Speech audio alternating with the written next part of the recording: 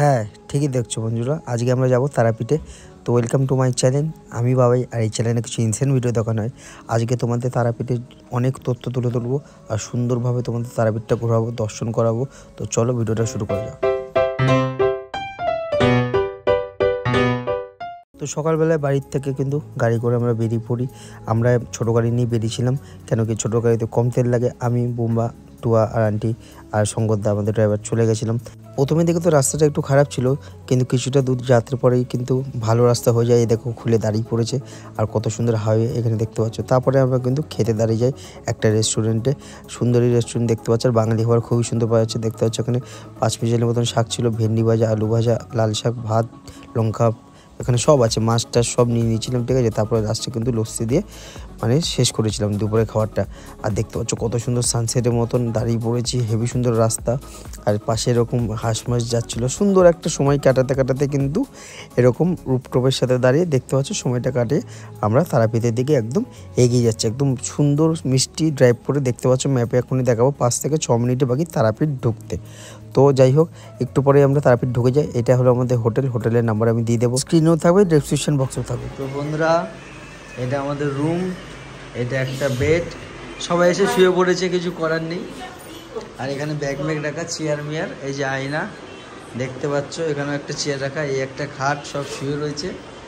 এখানে একটা টিভি আছে ছোট্ট মতন, দুদিকে ফ্যান, এসি, এদিকে জানলা খুললে এখান থেকে একটা পুকুর আর কি পেছনে দেখতেই পাচ্ছ, দেখা যাচ্ছে।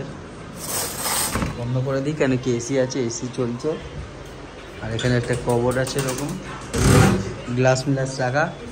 বাথরুমটা দেখিয়ে দিই তোমাদের। বাথরুমটা মোটামুটি পরিষ্কারই ভালোই আছে। এখানে গিজার আছে, ভালোই ক্লিন আছে দেখতে পাচ্ছ। এখানে একটা আয়না, বেশি কুইক ভিউ তোমাদের একটা দিয়ে দিলাম 1300 টাকায় তারাপীঠে। এসি রুম, হ্যাঁ পুকুরটা দেখালাম তো। এসি রুম 1300 টাকায় মাত্র, আরামসে 6 জন ধরে যায়। এরপরে একটু ফ্রেশ হয়ে একটু ইয়ার্কি মারি, চালু মেরে শুয়ে পড়ি আর কি। সবাই খুব টাইট ছিলাম। তারপরে 2 ঘন্টা মতন শুয়ে পুজো দেবো যাবো বলে সন্ধ্যাবেলা থেকে উঠি। বুম্বা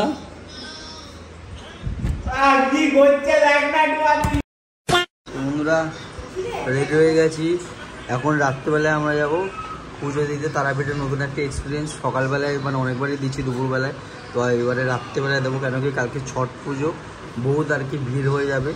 দেখতে পাচ্ছ শিবের মহাকালী, আর নিচে লুকস তো আলাদা মতন। এবারে একটা ড্রেস পরে যাচ্ছি পুজো দিতে। তো চলো বন্ধুরা, তোমাদের সাথে ডাইরেক্ট দেখা হবে। রাতেরবেলায় পুজো দেওয়ার এক্সপিরিয়েন্স কেমন, একটু ফাঁকাও পাবো। যাই হোক, তো চলো যাওয়া যাবে। সো পায়ে হেঁটে দেখতে পাচ্ছ আমরা বেরিয়ে পড়েছি। এখানে এমনি টোটো আছে, লাগলে তোমরা টোটো করেও যেতে পারো। কোনো জায়গায় যদি যাওয়ার হয় তো দেখতে পাচ্ছ গলি ঢুকে পড়েছি। আর এরকম পরপর কিন্তু সব ফটোর দোকান, সব কিছু কেনাকাটি করতে পারবে। পিতল কাঁসার জিনিসপত্র আছে। আমাদের হোটেল থেকে পায়ে হেঁটে মাত্র বলতে পারো 1 মিনিটের মধ্যে পৌঁছে যাবে। যাই হোক, টুকটাক আমরা এইসব দোকানে একটু ঘুরে চলে যাই। আমরা যেখান থেকে আর কি প্রত্যেকবার পুজো দিই, আমার মারও এসে প্রত্যেকবার এখানে পুজো দেয়, চেনাশোনা আছে। তো দেখতে হচ্ছে জায়গাটার নামতে পড়েছো সবাইবাটি পুজো ভান্ডার। পারলে এটার নাম্বারও আমি ডিসক্রিপশনে দিয়ে দেবো, তোমরা যেভাবে ভালো করে পুজো দিয়ে দিতে পারবে। অনেক কম টাকায়, 51 টাকায়, 100 টাকায়, 150 টাকায়, 200 টাকায়, তুমি যেমন চাইবে আর কি এখান থেকে ডালা নিতে পারবে। আর তোমার লাস্টে ওরা এত সুন্দরভাবে পুজো দিয়ে যাবে, তোমরা এখন দেখতে পারবে। ভালো জবা ফুল, মজা ফুল সব পুজো দিয়ে দেবে, ঠিক আছে। যেমন টাকা ওরকম তোমাকে ডালা দেবে, আর এত সুন্দর তোমাকে পুজো দিতে পারবে। তারপরে তোদের এসে কিছু সবাই মিলে কন্ট্রিবিউট করে একটু দক্ষিণা দিয়ে দেবে, ঠিক আছে। আমাদের কাছে বেশি না, অনেকবারই যায়, আর খুবই ভালোভাবে পুজো দিয়ে। তোমরা এক্ষুনি দেখলে বুঝতে পারবে, পুরো ফাঁকাই দেখতে পাচ্ছ। মার পুরো মন্দিরের সামনে এই দিক দিয়ে আমরা চলে যাচ্ছি, ঠিক আছে। মন্দির বন্ধ হয়ে যেত, তাই একটু জলদি করছিলাম, আর খুবই সুন্দরভাবে পুজো দিতে পারবো। তো চলো দেখো মন্দির, আমরা ঢুকে গেছি বন্ধুরা। এখন ফাঁকাই আছে, শঙ্করদা আসেনি, শঙ্করদা ওখানে দাঁড়িয়ে রয়েছে। কিন্তু আমরা এখান থেকে চলে যাচ্ছি তারাপীঠ চলে এসেছি মার ডাকে। দেখতে পাচ্ছ পুরো ফাঁকা ঢুকছি সুন্দরভাবে। তো দেখতে পাচ্ছ একদম মন্দিরের সামনে কিন্তু এদিক দিয়ে বাদিক দিয়ে ঢুকে গেছি, ভালোই ভিড় আছে। আর এবার দেখো একদম দালানের সামনে চলে এসেছি। মার মুখটা কি মিষ্টি লাগছে, চোখটা পুরো ধাঁধিয়ে যাচ্ছে। দেখো কত সুন্দর মিষ্টি, কীভাবে আমরা আর কি জবা ফুল পরে পুজো দিয়েছি। পুরো অতটা ভিডিও করি, পুরো জড়ে ধরেছিলাম মাকে। আর খুবই সুন্দরভাবে পুজো দিয়েছি, তোমাদের বলে বোঝাতে পারবো না, ঠিক আছে। তারপরে মার এই মন্দিরটার থেকে বেরিয়ে প্রসাদ তো ওরা নিয়ে যায়। আমরা বলে একটু শ্মশান ঘুরবো, একটু মন্দিরটা ঘুরবো বলে আমরা এদিকে চলে আসি। ঠিক আছে, দেখতে পাচ্ছ এদিকে আমরা বেরিয়ে মন্দির থেকে পেছন দিকে এখন যাচ্ছি। আর এখানে সুন্দরভাবে আর কি একটু সময় কাটাবো, একটু বাদবাকি বামাকাবার আছে ওই সব মন্দিরগুলো শ্মশানে সব যাবো, ঘুরবো একটু, তাই বলে চলে আসি পেছন দিকে। আর এই দেখতে পাচ্ছ এখানে হলো মেন জেনারেল লাইন, কেমন ভিড় দেখো, কেমন ভিড় দেখতে পাচ্ছ। আশা করছি এই দিক দিয়ে আসলে এরকমই, তাদের পারলে একটুখানি টাকা পয়সা দিয়ে তোমরা ওই দিক দিয়ে পুজো দাও, কোনো ব্যাপার না। এখানে ধূপকাঠিগুলো নিয়েছিলাম, ওগুলো একটু পুকুরের সামনে এখানে যেখানে জ্বালায় এখানে জ্বালিয়ে দিয়েছিলাম একটু, সব এখানে সবাই আর কি মানত মতন করছিল আর কি। যাই হোক, তো এইখানে তো প্রদীপ দিয়ে আমরা ধূপকাঠিগুলো জ্বালিয়ে দিই। তার পাশেই আর কি বামদেবের দেখতে পাচ্ছ মূর্তি আছে, ওখানে আমরা গেলাম দর্শন করছিলাম। বামদেবের মূর্তি তো দর্শন করলাম, তা বামদেবের মূর্তির পাশেও আরও অনেক মন্দির আছে, ওগুলোও দর্শন করবো। কিন্তু তার আগে একবার ভিড়টা দেখো, লাইন দেখো, এই উপর থেকে ভালো করে দেখা যাচ্ছিলো কেমন লাইন দিয়ে আর কি এখানে পুজো চলে। এই পুকুরটা তো ব্যাপারে জানোই, আশা করছি যারা তারাপীঠ গেছো এই পুকুরেরও একটা মানে বড় কাহিনী আছে, পারলে অন্য সময় শোনাবো। এখন ভিডিওটা আজকের জন্য একটু ছোটোই রাখবো। তো যাই হোক, এখান থেকে মন্দিরটা খুবই সুন্দর লাগছিলো। রাত্রিবেলা ফার্স্ট টাইম একটা এক্সপিরিয়েন্স দিলাম, মানে পুজো দিলাম, এরকম একটা এক্সপিরিয়েন্স হলো আলাদাভাবে। যাই হোক, এগুলো সুন্দরভাবে দর্শন করার পরে একটু ফটো তোলার পরে তারপরে বামদেবের ওখানে ভেতরে ঢুকে বসে নমস্কার করে পুজো মুজো দিই, প্রার্থনা করি। তারপরে পাশেই কিন্তু বজরংবলী ওদেরও মন্দির আছে, ওগুলোও যাই আমরা। সব ঠাকুরকে এক এক করে ঘুরি, আলাদা আলাদা রূপে আছে সব মানে মূর্তিগুলো। তারপরে গণেশ ঠাকুরেরও আছে, খুবই সুন্দরভাবে আর কি পুজো দিই, ভগবানকে জড়িয়ে ধরে পুজো দিচ্ছি, ওইভাবে মালা পরিয়েছি, এত কাছ থেকে আমরা এইভাবে ফটো তুলেছি, সুন্দরভাবে ভিডিও করেছি। কিছুটা সময় এখানে কাটানোর পরে এই কীর্তন মির্তন এখানে হচ্ছিলো, সব শুনছিলাম, একটা আলাদা একটা অনুভূতি নিয়ে আর কি আমরা বাড়ি মানে হোটেলের দিকে ফিরবো ভাবছিলাম প্রসাদগুলো নিয়ে। কিন্তু তার আগে ভাবলাম ব্যাক সাইড দিয়ে একটু বেরিয়ে শ্মশানটাও ঘুরে আসা যাক। এখানেও কিন্তু ভালো ভালো জিনিস কিনতে পাওয়া যাচ্ছে, দেখতে পাচ্ছ, খাবারও পেয়ে যাবে, চা থেকে শুরু করে জলমল সবই পেয়ে যাবে। তারপরে আমরা বেরাই মহাশ্মশানের দিকে।